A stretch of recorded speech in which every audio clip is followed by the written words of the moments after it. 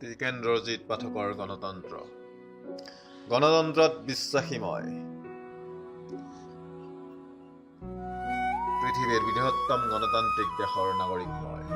মোৰ আছে বাক স্বাধীনতা, মোৰ আছে মৌলিক অধিকাৰ। সংবিধানৰ অনুচ্ছেদত দিয়া হৈছে মোক মোৰ সম্পূৰ্ণ স্বাধীনতা। মই চৰকাৰ উফৰাবও পাৰোঁ, মই চৰকাৰ গঠন কৰিবও পাৰোঁ।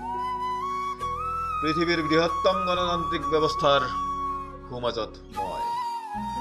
মোক একাষৰীয়া কৰি নহয় গণতন্ত্ৰৰ প্ৰতিষ্ঠা।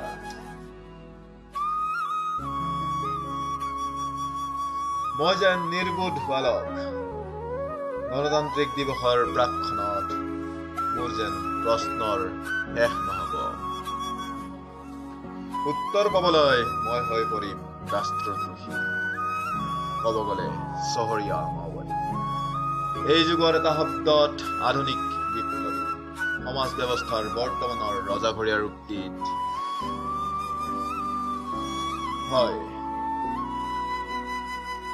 হয় ক'ত মোৰ স্বাধীনতা?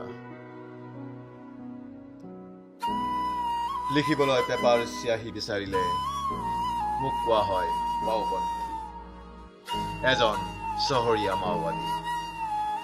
শোষণৰ বিৰুদ্ধে ৰাজপথত চিঞৰিলে মই হৈ পৰো উগ্ৰপন্থী, মানৱতাৰ পৰিপন্থী। পুঁজিপতিৰ গছকত মৰহে সাধাৰণ নাগৰিকৰ সপোন। সেই পুঁজিপতিৰ বিভৎসতাক জুকিয়াই চালে হৈ পৰো একোজন দেশদ্ৰোহী।